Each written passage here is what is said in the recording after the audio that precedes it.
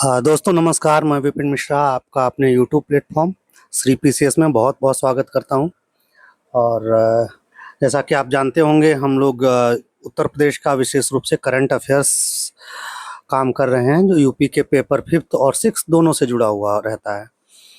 इसी श्रृंखला में आज हम एक ऐसे विषय पर चर्चा करने जा रहे हैं जो बहुत ही इम्पोर्टेंट विषय है। और उस विषय को लेकर के वो करंट इसलिए है चूँकि जुलाई का माह है, बारिश का मौसम होता है और वृक्षारोपण के सबसे अनुकूल समय अभी का माना जाता है, वैज्ञानिक आधार पर और अपनी सांस्कृतिक परंपराओं के आधार पर भी। तो इस आधार पर अगर हम देखें तो ये जो अभियान एक चला वृक्षारोपण को लेकर के, इस पर तो हम विशेष रूप से बाद में अभी चर्चा करते हैं। लेकिन एक लेख निकला है माननीय मुख्यमंत्री उत्तर प्रदेश के योगी जी का। इस लेख में उन्होंने खासकर जो अभी पौधारोपण महायज्ञ एक कार्यक्रम एक तरीके से वृक्षारोपण से संदर्भित है, उसको शुरू किया है, उस नाम दिया इस बार का। तो उसके संदर्भ में प्रीलिम से जुड़े और मेन से जुड़े कुछ तथ्यों पर और अवधारणाओं पर हम चर्चा करेंगे। तो पहले तो हम आर्टिकल पढ़ लेते हैं, देखते हैं हमारे लिए क्या क्या इंपॉर्टेंट चीज़ें हैं। उसके बाद इसको मेंस का दृष्टिकोण क्या होगा, निबंध का दृष्टिकोण क्या होगा और प्रीलिम का दृष्टिकोण क्या होगा, हर दृष्टिकोण से हम इसको समझेंगे और इससे जुड़े अन्य तथ्य भी चर्चा करेंगे। अब हम बात करते हैं सबसे पहले यहाँ पर आर्टिकल के संदर्भ में। तो जो ये आर्टिकल है आपका, इसमें प्रकृति से जुड़ी और पर्यावरण से जुड़ी जो चीज़ें हैं उनके संदर्भ में है। तो ओवरऑल आपने को मैंने समझा दिया। अब आर्टिकल में जो जो चीज़ें अपने काम की हैं उस पर हम विशेष रूप से फोकस करेंगे। पहले तो इसमें इन्होंने बताया कि मानव सभ्यता है, जलवायु परिवर्तन है, तापमान है, वर्षा है, और ये सब जो है एक दूसरे से जुड़े हुए हैं। और प्रकृति का और संस्कृति का, हमारी सभ्यता का हजारों वर्ष पुराना संबंध है। इसी संदर्भ में जो सबसे बड़ी चीज़ इन्होंने बताई महोदय ने, वो ये बताई कि एक जैसा कि हमारी परंपरा में प्रकृति कैसे जुड़ी हुई है, हम सामान्यतः उदाहरण देने लगते हैं, जैसे निबंध ही आया या फिर पेपर 5th में ही क्वेश्चन आया या फिर जो है वन में GS1 में क्वेश्चन आया, तो हम बताने लगते हैं कि हमारे यहाँ नदी पूजा है, हमारे यहाँ जो है पर्वत पूजा है, हमारे यहाँ समुद्र की पूजा की जाती है। अनडाउटली फैक्ट हैं, एग्जाम्पल्स हैं, लेकिन वो एग्जाम्पल बहुत ही सामान्य है और आजकल सभी विद्यार्थी यूज़ करते हैं। तो आप लोग कोशिश करिए कि ऐसे जो आर्टिकल्स आएँ उनसे जुड़े एग्जाम्पल्स अपने आंसर में या ऐसे में मेंशन करिए, वो आपके लिए प्रभावशाली भी होंगे और अच्छे मार्क्स दिलवाएंगे। तो जैसे इसमें इन्होंने मेंशन किया है कि अथर्ववेद का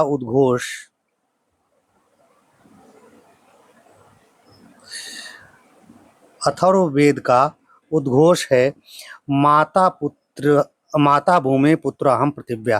किसमें लिया गया है? अथर्ववेद में। ये आप अपने एक जगह नोट डाउन कर लेंगे, एक कॉपी अलग से बना लीजिए जिसमें मेंस से जुड़े पेपर वाइज आप डाटा और एग्जाम्पल्स आदि नोट करते रहें। यानी इसका अर्थ हुआ कि पृथ्वी हमारी माता है और हम इसके पुत्र हैं। तो इन्होंने कहा कि ये केवल भावात्मक नहीं है, ये हमारे जीवन का एक संपूर्ण सिस्टम को, हमारे जीवन की संपूर्ण व्यवस्था से जुड़ा है। इसी संदर्भ में एक दूसरा निबंध और आपके GS 5 और 1 के लिए इम्पोर्टेंट एग्जाम्पल है, वो है ईशावास्योपनिषद। इन्होंने कहा है कि ईशावास्योपनिषद में हम संयमित उपभोग का संदेश पाते हैं। इसी तरह इन्होंने एक एग्जाम्पल दिया है श्रीमद् भगवत गीता। यह कहती है लोक संग्रह की बात। जब हम लोक कल्याण DPSP की बात करेंगे, क्वालिटी का भी जैसे क्वेश्चन लिख रहे हैं, तो जब हम बात करेंगे लोक कल्याण की, DPSP की बात करेंगे, तो उसको आप तुरंत गीता से भी जोड़ सकते हैं, जहां पर आप बता सकते हैं कि लोक संग्रह की अवधारणा जैसे जैसे बढ़ेगी, लोक कल्याण की भावना या उसका स्वरूप वैसे मूर्त रूप में आता रहेगा। आप क्वालिटी से भी इसको जोड़ करके दिखा सकते हैं। इसी के साथ में ही भारतीय परंपरा का भी यहाँ पर इन्होंने उदाहरण दिया है कि यहाँ पंच महाभूत की बात की जा रही है, जो तुलसीदास ने भी कहा है, क्षिति जल पावक गगन समीरा, पंच रचित यह अधम समीर शरीरा। तो ये जो चीज़ें हैं इनको हम ऐसे में या फिर अपने इसमें पेपर GS1 या फिर इधर जो है GS5 में यूज़ करेंगे। ये तो मुख्य दृष्टि से हमारे मेंस से जुड़ी कुछ अवधारणाएं थी, उदाहरण थे। अब इसी संदर्भ में हम आगे बढ़ते हैं। जो हमारा लेख कहता है प्रीलिम से जुड़ा एक बहुत बढ़िया फैक्ट है यहाँ पर अपने लिए, वो ये है कि प्रधानमंत्री जी ने यहाँ पर क्या किया है, एक जो प्रोग्राम लॉन्च किया था लाइफ का अर्थ हुआ life style for environment, LIFE, इसका ये अर्थ हुआ। अब ये इन्होंने जो एक ये कोप में कहा था कि भाई प्रोग्राम लाइफ को जो है पूरे विश्व समुदाय को अपनाना चाहिए। तो ये हमारा एक डाटा हो गया प्रीलिम से जुड़ा। इसी के साथ में ही हम आगे बढ़ेंगे, तो आगे बढ़ते हैं हमारे प्रीलिम से जुड़ा हुआ एक डाटा, या इसको मेंस के लिए भी जो यूज़ कर सकते हैं, कि ग्लासगो में प्रस्तुत किया गया था। प्रधानमंत्री ने पंचामृत का जो संकल्प है या अवधारणा है, इसको ग्लासगो में जब सम्मेलन हुआ था उसमें इन्होंने यहाँ पर इसको एक तरीके से इंट्रोड्यूस किया था, पंचामृत अवधारणा। तो पंचामृत में कौन कौन सी चीज़ें हैं ये आप लोग बताएंगे, उसके बाद नहीं हुआ तो फिर मैं आपको बताऊंगा। तो ये पंचामृत है, लाइफ है, ये सब एग्जांपल्स के रूप में यूज़ कर सकते हैं, या फिर हम इसको प्रीलिम डाटा के रूप में कि भाई पंचामृत की अवधारणा किस सम्मेलन में दी गई, ग्लासगो सम्मेलन में। तो इस तरीके से हमने ये तो नेशनल रेफरेंस में देखा। अब हम आते हैं उत्तर प्रदेश पर। उत्तर प्रदेश में 2017 के बाद से 2017 में उत्तर प्रदेश में बीजेपी की सरकार आती है। ये अपनी सरकार की सीधी सी बात है, बात विशेष रूप से करेंगे या उसका पक्ष रखेंगे महोदय। तो योगी जी कहते हैं कि 2017 के बाद उत्तर प्रदेश में 242 करोड़ से अधिक पौधे रोपे जा चुके हैं, 242 करोड़ से ज़्यादा। अब इसके साथ में ही इन्होंने महोदय ने बताया है कि भारतीय वन सर्वेक्षण की जो रिपोर्ट है में वन और वृक्षावरण की वृद्धि का इसमें प्रमाण मिलता है। जैसा कि आप 23 की रिपोर्ट है, जो वन सर्वेक्षण रिपोर्ट 2023 आई है, तो उसके बाद अभी नहीं आई है। उस रिपोर्ट के अकॉर्डिंग देखा गया उत्तर प्रदेश में वन और वृक्षावरण में वृद्धि हुई है। इसी के साथ ही विशेष रूप से हमारे जो करंट का फैक्ट है हमारे लिए, वो ये है कि इस बार अर्थात 2026 में उत्तर प्रदेश सरकार ने 35 करोड़ पौधों को लगाने का लक्ष्य निर्धारित किया है। कितने पौधे? 35 करोड़, यानी 35 करोड़ पौधे उत्तर प्रदेश ने इस बार डिसाइड किए हैं कि वो लगाएगी। इससे जुड़े और चीज़ें अभी हम आपको आगे इस पर चर्चा करेंगे, बताएंगे। यहाँ पर सामान्य आप जानकारी ले लीजिए लेख से संबंधित। अब इसी क्रम में हम देखते हैं एक बहुत ही इम्पोर्टेंट डाटा हमारे प्रीलिम के लिए है। वो क्या है कि उत्तर प्रदेश सरकार ने 2030 तक 15% और 2047 तक 20% हरित आवरण का लक्ष्य रखा है। बहुत इंपॉर्टेंट डाटा है।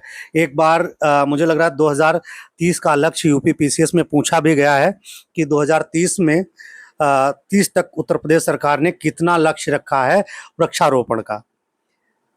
ये 2030 तक हमने यहाँ देख लिया। साथ ही साथ एक और भी यहाँ पर लक्ष्य निर्धारित किया है उत्तर प्रदेश सरकार ने। हो सकता है अगले प्रीलिम में 2026 के प्रीलिम में वो पूछ ले कि 2047 में कितना लक्ष्य निर्धारित किया है।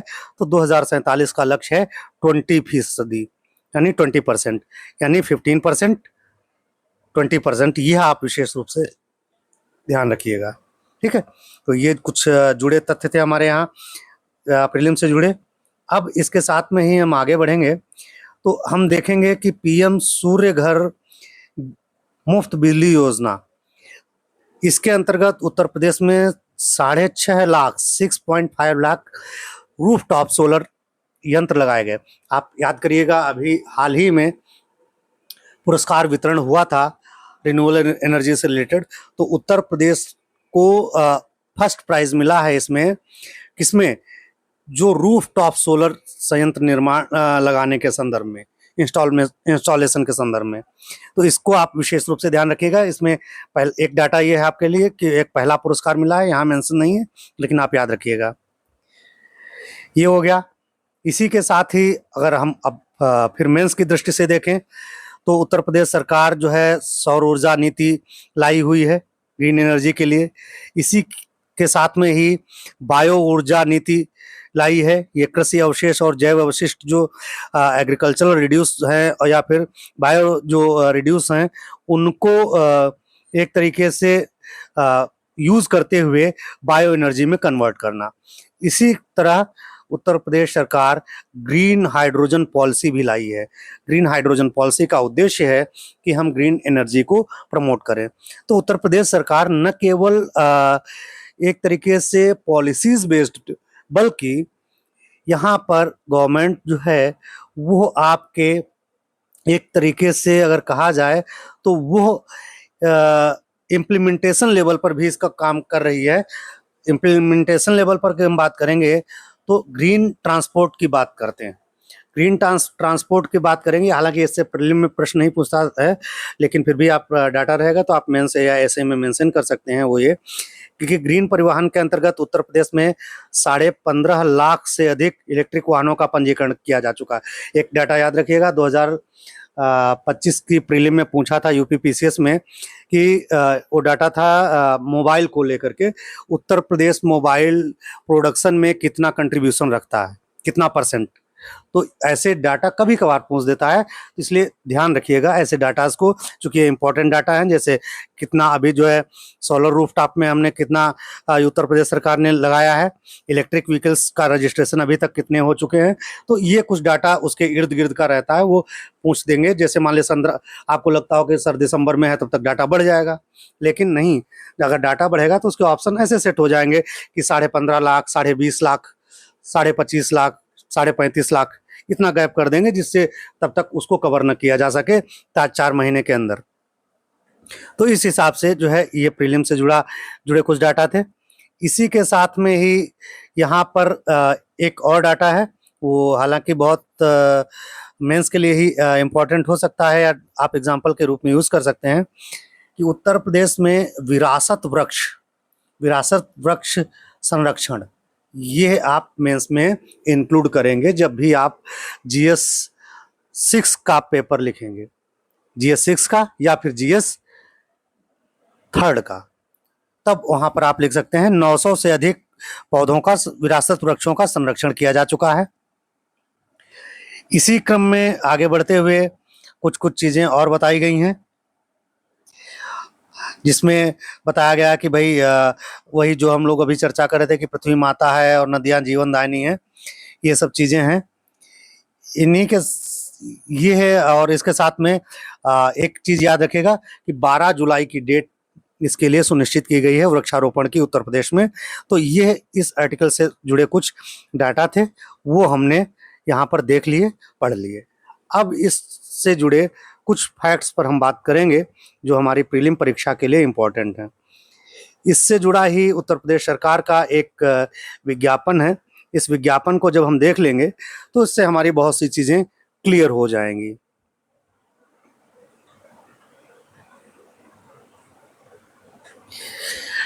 इस विज्ञापन में दिया हुआ है, देख लिए आप, विज्ञापन आपके सामने, इसमें दिया हुआ है कि इसमें 26 डिपार्टमेंट्स पार्टिसिपेट कर रहे हैं। 35 करोड़ पौधों का टारगेट किया गया है। कितने? 35 करोड़। इसी के साथ ही यहाँ पर इम्पोर्टेंट चीज ये है कि गोरखपुर में मुख्यमंत्री महोदय 12 जुलाई को इसका शुभारंभ करेंगे या इस अभियान को की शुरुआत करेंगे इस वर्ष के लिए। इसी के साथ में ही गोरखपुर में कभी कभार प्रश्न पूछता है, स्टेटमेंट वाइज पूछ लेता है। जैसे आपने देखा होगा एक प्रश्न पूछ लेता है कि भाई स्टेटमेंट में दे दिया कि वृक्षारोपण महायज्ञ 2026 के संदर्भ में निम्नलिखित कथनों पर विचार करिए। तब वहां पर स्टेटमेंट देगा कि इस 2026 के लिए शुरुआत माननीय मुख्यमंत्री महोदय ने गोरखपुर से की। इसी के साथ में ही 25 राजकीय विभाग इसमें भाग ले रहे थे। साथ ही साथ 35 करोड़ पौधारोपण का लक्ष्य निर्धारित किया गया। निम्नलिखित में से कौन से कथन सही हैं? तो ऐसे भी प्रश्न पूछता है। अब इसमें क्या होगा कि जैसे ये तो मैंने आपको तीनों बता दिए सही हैं, लेकिन हो सकता है कि इसमें पूछ ले कि गोरखपुर की जगह प्रयागराज दे दे, लखनऊ दे दे। जगह आपको नहीं याद है, क्वेश्चन आपका जो है जब आप देखेंगे आंसर आपका गलत हो जाएगा। तो इस वजह से ये बारीक बारीक चीजें, जैसे आप पीसीएस का पैटर्न बदलता जा रहा है तो इन सब बारीक चीजों पर भी आप फोकस करते चलेंगे। तो ये तो प्रीलिम से जुड़ा डाटा था। यहाँ पर हमारे निबंध के लिए बहुत बेहतरीन चीजें कुछ एक यहाँ पर हैं, आप लोग नोट डाउन इनको कर लेंगे या फिर इसको जो है आप स्क्रीनशॉट ले लेंगे। आप इसको अपने पास जरूर लिखेंगे अपने निबंध में, और पेपर 6th 5th और GS1 में आप इसका यूज कर सकते हैं। एक तो ये कि अविरल धारा वृक्षारोपण अभियान एक कॉन्सेप्ट है। अविरल धारा वृक्षारोपण अभियान ये क्या है? ये नदियों के लिए, नदियों के किनारे किया गया। अविरल धारा, नदी में धारा बहती है, तो इस वजह से याद करना भी बहुत आसान है। अविरल धारा अभियान किससे जुड़ा है? नदियों के किनारे वृक्षारोपण से। दूसरा एक यहीं पर मिशन स्टार्ट किया गया है इसी प्रोग्राम के अंडर में, वो है मिशन छाया। मिशन छाया किसके अंडर में है? वो है हमारी जो सड़कें हैं या पब्लिक प्लेसेस हैं उनके लिए मिशन छाया अभियान लाया गया है। इसी तरीके से एक्सप्रेस वे वृक्षारोपण, ये तो सिंपल है, ये आप देख लेंगे, आप तुरंत इसको बता देंगे या अपने आंसर में मेंशन कर सकते हैं।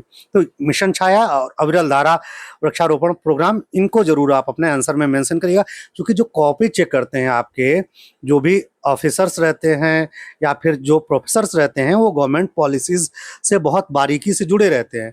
ऐसी जब टर्मिनोलॉजी आप अपने मेंस में यूज करेंगे तो अनडाउटली आपके वो क्वेश्चन को देखेंगे, आंसर को देखेंगे और उनकी फ्रीक्वेंसी मैच कर जाएगी। क्यों? क्योंकि गवर्नमेंट पॉलिसीज देख रहे हैं, गवर्नमेंट की जो एक्टिविटीज हैं, प्लानिंग्स हैं, स्ट्रेटजी है, उस पर को उसको बारीक से नजर बनाए रखते हैं। तो देखेंगे तुरंत समझ जाएंगे लड़का जो है गवर्नमेंट की जो पॉलिसीज हैं उनसे जुड़ा हुआ है, ऐसा नहीं कि नोट्स पढ़ के ही आ गया। इसी के साथ में ही कुछ एक और चीजें हैं, जैसे सहजन भंडारा प्रोग्राम है, लेकिन ये आपके काम के नहीं है कि कब है किस डेट को, उससे मतलब नहीं है आपको।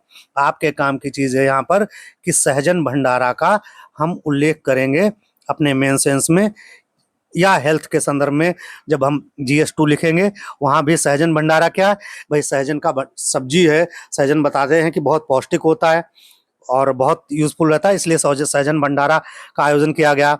समृद्धि वन, कपि वन, ऊर्जा वन, समरस वन, वंदे मातरम वाटिका, भाई बहन वृक्षारोपण, एक पेड़ गुरु के नाम, ये बेसिक टर्मिनोलॉजी है।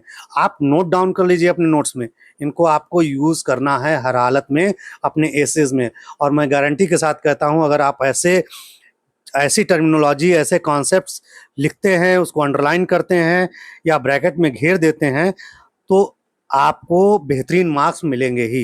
ये बेहतरीन मार्क्स गेन करने का एक तरीका है। एक यहाँ पर स्लोगन है, इसको भी आप नोट डाउन कर लेंगे, अपने मेंस में लिखेंगे। क्या है? उठो बढ़ो हाथ मिलाओ, माँ के नाम एक पेड़ लगाओ। ये जो है आपकी मेंस और प्रीलिम से जुड़े हुए कुछ जानकारियां थी, वो मैंने आपसे साझा कर दी।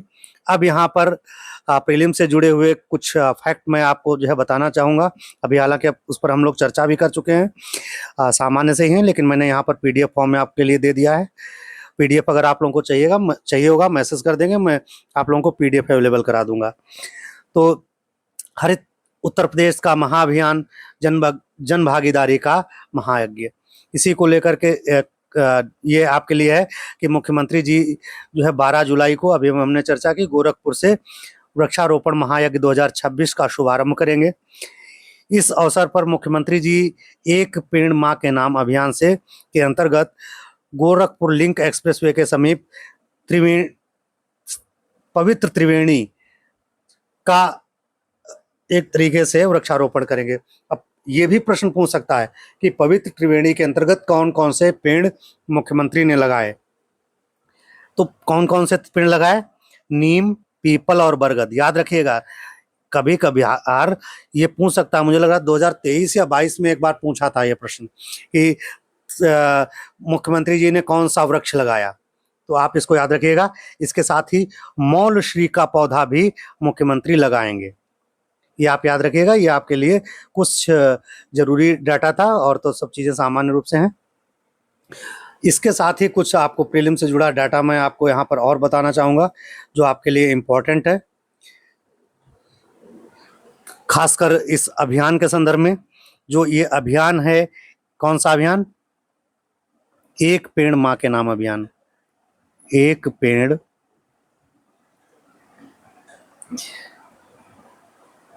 माँ के नाम,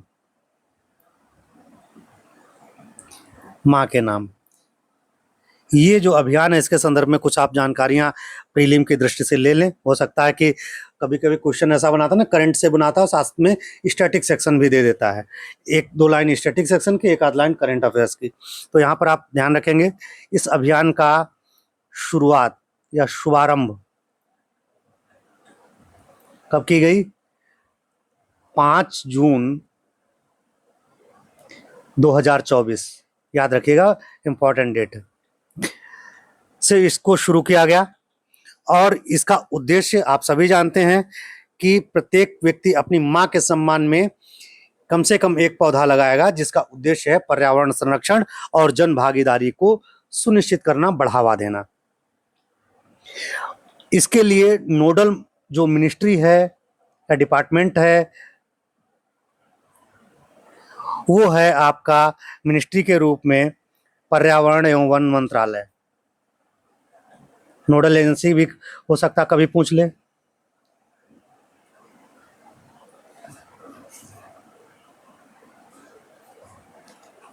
पर्यावरण एवं वन मंत्रालय, ये इसकी नोडल एजेंसी है।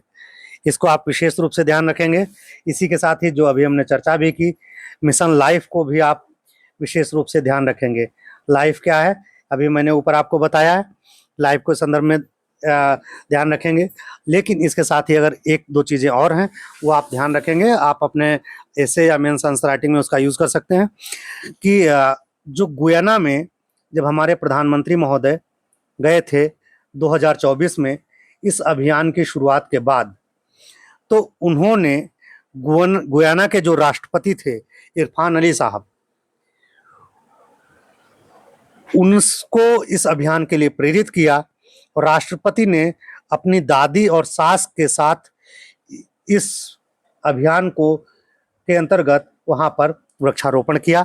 इसी तरह प्रधानमंत्री महोदय इसको एक वैश्विक अभियान बनाना चाहते हैं, तो इसके अंतर्गत प्रधानमंत्री महोदय जब यूके गए थे 2025 में, 2025 में यूके गए, वहाँ भी इस वैश्विक आह्वान का को उन्होंने बढ़ाया और एक पेड़ माँ के नाम से लोगों को नेचर से इमोशनली कनेक्ट करने का प्रयास किया, जिसकी यूरोप में समूचे विश्व समुदाय में काफ़ी सराहना की गई थी इस अभियान को लेकर के, और बहुत से देश इसको अपना भी रहे हैं। तो ये कुछ डाटा था जो आपके प्रीलिम के लिए जो डाटा था वो मैंने बता दिया। आपके GS1 के लिए, GS6 के लिए, GS5 के लिए और एसए के लिए इम्पोर्टेंट था। ऐसी ही क्लासेस से हम रूबरू होते रहेंगे, जुड़ते रहेंगे। तो जो बच्चे नए हैं वो अगर नहीं इस चैनल को उन्होंने सब्सक्राइब किया है तो सब्सक्राइब कर लें। साथ ही साथ अगर आपके साथी वो साथी जो पढ़ने वाले हैं, उनको भी इस लिंक को शेयर कर सकते हैं, जिससे उनको भी ऐसी क्लासेस का लाभ मिल सके। धन्यवाद, मिलते हैं अगले वीडियो में।